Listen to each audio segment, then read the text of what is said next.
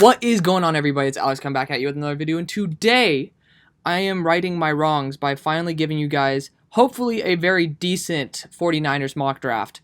I watched back on mine that I produced I think 2-3 months ago and was not super happy with it. Some of you weren't either. I mean, some of you guys came to my defense, but honestly I didn't really like the draft too much, and I think there needs to be a little bit more of a focus on some other things than what I went after. So you guys will be able to see that hopefully today. You know, the draft board's different, their spot in the draft's different, so it's just going to be a lot more fun. And, you know, if you guys want to see certain teams, let me know. Cowboys video is going off. I love it. We're over 130 subs, which is insane. That's mind-boggling to me. We were at like 80 less than a month ago. It's just crazy to me how well this channel's grown, and I thank you guys all for it. You guys make YouTube fun. You know, it's hard in the first like 6 months, you know, just having to grind out videos, not getting any new subs, not really getting any new views. But hey, some videos hit, some videos don't, and we got some ones that hit recently, and I love it to death. So thank you guys so much for that. Without further ado, let's rock it. Let's keep rolling, and let's start the draft. Of course, anything crazy happens, we got to talk about it. You know, Justin Fields going to the Jags. I mean, new draft order as well. You know, I mean, the Vikings in the top 6. I'm pretty sure they were last time as well, but they've been updating these draft boards, and I'm pretty sure that, yeah, we'll have to deal with these stupid trade offer bullshits, but yeah, they updated the thing, and I think that the Patriots are not going to be top, are not going to be this good. I think they're going to actually fall below the Chargers and stuff. So that's going to be fun. But now let's look at the board. I mean, we don't need tight end. Tight end's definitely not a thing that we need. Center is something we can go after. Guard something we can also go after, definitely. You know, there's definite need on the interior of this offensive line. I'm not sure if they want to re-sign Williams at left tackle, but they could. I mean, nothing's stopping them. So what I see is that we need to address the interior of this offensive line. I think that, honestly, if they don't sign too many free agents, I think they should have enough cap to keep Trevor Williams. His name's not Trevor Williams, Trent Williams. There you go. I know it's T. Williams, but I think they should be able to keep him and maybe keep him on like more of like a 1-year style deal.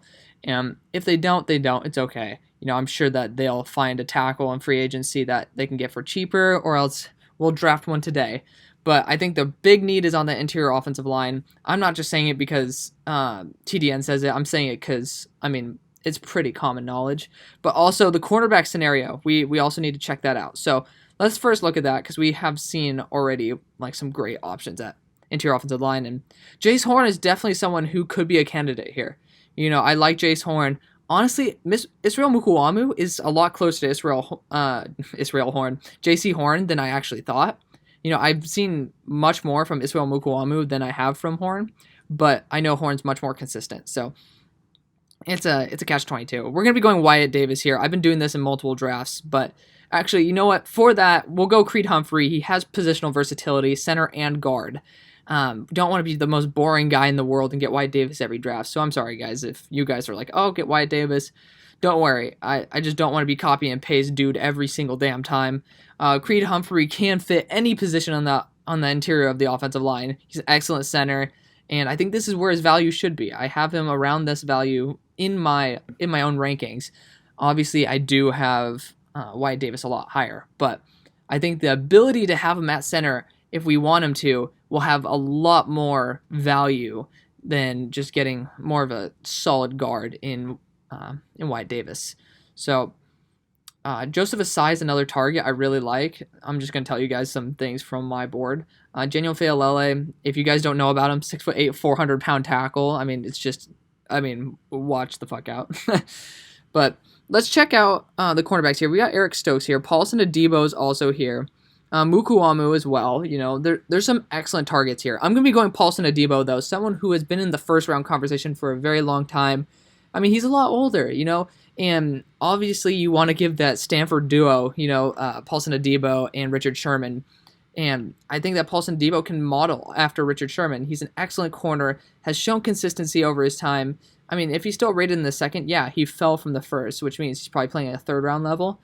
But that means he has that potential. In the second, he's definitely a solid corner that has a lot of potential. So I love him to death.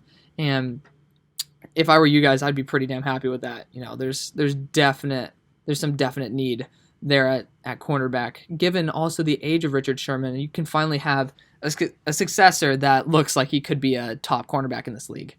Now, I'm not sure when our next pick is, but obviously we'll address it when the time comes. Jalen Phillips is another guy I like. I have him rated around this level as well, but Jalen Phillips has stepped in for Rousseau being gone, and he's definitely just gone running with it. So apparently we don't have a third round pick, and you Niners fans, please let me know why that is. But I mean, it's probably because of just some type of trade, some bullshit, but it is what it is. I saw the Steelers, my team, get Joe Tryon, and I think that's such a Steelers move. You know, we just got some kid out of USF, I believe, this year. Might be wrong with that, but man, I'm blanking on the kid's name. But he was definitely a project, and I think that the Steelers are starting to like these project-style players. But at this point, I mean, let's look at the options that we have. You know, man, there's really not too much of some great pickings here. You know, Shi Smith, I don't really have him rated here. Let's look at my updated tube early big board. You guys can also check this out. If you guys want to, let me know. But again, there's not really too much here besides Elijah Molden, who I like. And, I mean, we can go cornerback to cornerback. I think the defense is something that we can focus on. You have an excellent pass rush, and you have some great linebackers, but you just have an aging secondary. So either we're going to be going safety here, or we are going to be going corner. And if I were you guys, I'd be rocking corner here. Elijah Molden, to me, is more of a second to early third type of guy. To get him in mid to late fourth is an excellent choice. You know, obviously we could be going quarterback sometime in this draft, but I think Nick Mullins is definitely fine enough. I was a little bit kind of suspicious to maybe the 49ers kind of like purposely tanked with their backups, because I genuinely think that both of your backups are definitely much better than like a 3-win team type of guy. So, I mean, Jimmy G is solid, but I don't really think that he's exponentially better than Nick Mullins in the way that the records shows. So, I don't know, have a little bit of suspicion on that. You know, I think that there might be a little bit of purposeful tanking, but I wouldn't blame you if that's the case. Now, at this spot, we can get Jordan Smith. If you guys want to have the cap space to sign a Trent Williams, you can cut D Ford. Jordan Smith has been an excellent edge for UAB. I've seen him show up in every single game I've watched. So it's definitely something that we might go. And I think that's the way we're going to go. My strategy is re-sign Trent Williams, get rid of the $16.5 million that you owe D Ford. You know, maybe get like a 5th-round pick for him. Because I know you guys traded a 2nd, I believe, but this way you can at least save some cash. But Jordan Smith's going to be an excellent option here. He's going to save your offense a bit. You guys have an excellent running back rotation. Your wide receivers are young and good. Jimmy G is solid. I think your backup quarterbacks are perfectly fine too. We already fixed a huge piece of that offensive line, and we're signing Trent Williams.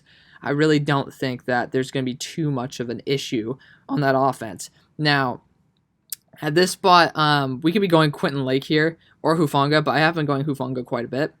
Quentin Lake's an excellent safety as well.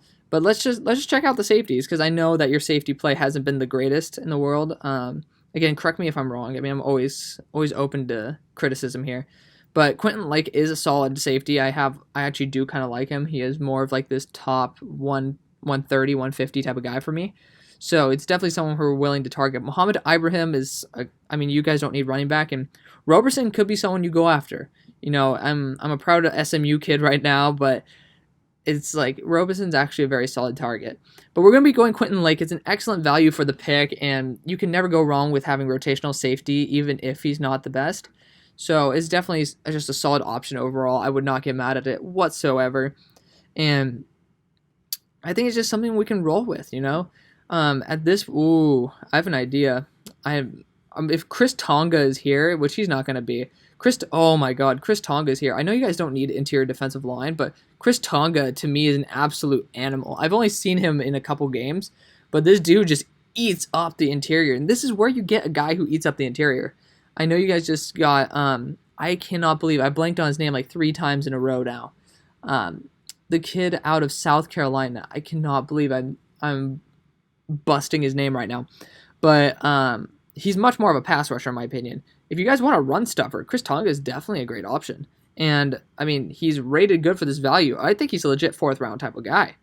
And Chris Tonga could be, like, that type of upgrade for you guys. Chris Tonga is going to be my type of guy here. You know, he is going to be, in my eyes, a Damon Snacks Harrison type. Just somebody who eats up blocks, 320 pounds at 6'1", just a monster. If you just see him on the field, he's just an animal. You know, he's very scary. So I don't really think there's too much of an issue if you want to rest your interior defensive linemen and have a rotation. That is just what I'd recommend. And please say we have a pick. I'm pretty sure we did. I think I saw your pick. Man, of course, there you go, you son of a bitch. Brock Purdy just went. Brock Purdy, to me, was an excellent choice to fit in this offense. I mean, he fits. But somebody who does definitely fit this type of offense, and somebody, I know you guys are getting kind of tired of Jimmy G getting injured, somebody who could step in and win you quite a few games is Shane Buechele. I mean, I could be biased. I'm a freaking SMU boy, but I think anybody can agree that Shane Buechele is an excellent quarterback. Maybe he doesn't have NFL starter potential, but he definitely has the talent to step in and do a very good job while Jimmy G gets healed up, you know? Like, it's kind of embarrassing how often he gets hurt, but it's definitely something that I would recommend. And last but not least, I mean, you guys lost Marquise Goodwin a while ago, and really he hasn't done shit, but you guys need a track star. Ayuk definitely has that speed. He's definitely great, but I think he's so much more of a weapon than that. And I think Marquez Stevenson could be the guy where, you know how there are like decoys in the NFL where, you know, Tyreek Hill is so scary. I mean, he's an excellent player. But obviously, if you have a guy like John Ross, he could work as a weapon on the field that scares the shit out of a defense because they know they can get just torched, right? Marquez Stevenson can do that and open up the lanes for Ayuk and Debo, who I love both of them. Had very high grades on both of them. They were just like Marquez Stevenson could be that guy where he's more of a benefactor to your wide receivers. He might not add value to your team on his own, but the fear factor of Marquez's speed, because this guy's going to be a low 4.3s type of guy, he is on another level. We're going to be going Marquez Stevenson here. Just add to that insane wide receiver core, that youth, and you guys are going to have a wide receiver core that is excellent for many, many years. I'm feeling very confident with this draft, to be honest. I know you guys might not like it. We only got one lineman, which is, I mean, that's always a little bit scary, but losing D Ford is the big thing. Lose D Ford, sign Trent Williams, be able to save that cap, and let's just roll over it again. You got your interior offensive lineman. No matter where you want him, Creed Humphrey's going to be an excellent first-round quality player. You got your future at cornerback, because I know Richard Sherman's there, but Richard Sherman needs a replacement eventually. Elijah Bolden, another guy, he's much more of a slot type of corner, and I think that he can fit anywhere on this team if he really wants to. I think he can transition to outside with the help of Richard Sherman and Paulson Adebo. That would be an excellent corner trio. Jordan Smith, I think that he has way more potential than this. I like him very much, and I think that if he learns from a Nick Bosa, that's going to be an excellent choice. You know, he has potential through the roof. Quentin Lake, just a guy who you get great value for your pick. I mean, why not? And Chris Tonga, I mean, I didn't even realize he was down this far. I would be perfectly fine taking him up here where Elijah Molden was. He's just an absolute fucking beast. And then, I mean, we all know, it's like the elephant in the room is how often your quarterback gets injured. I can't believe I'm blanking on people's names right now, college. But Shane Buechele's going to offer that value. And Marquez Stevenson, I mean, he's just going to scare the shit out of the defense. Like, why not? There's nothing to complain about there. So let me know what you guys think. I think I redeemed myself. I don't know if you guys think so. I went like 3 offensive linemen last draft, and it was just a little bit fucking boring. But had some interesting picks here, had some fun picks, and I think it solved everything we needed with the right value. So let me know what you guys think. Thank you guys so much for watching, and I'll see you on the far side. Peace.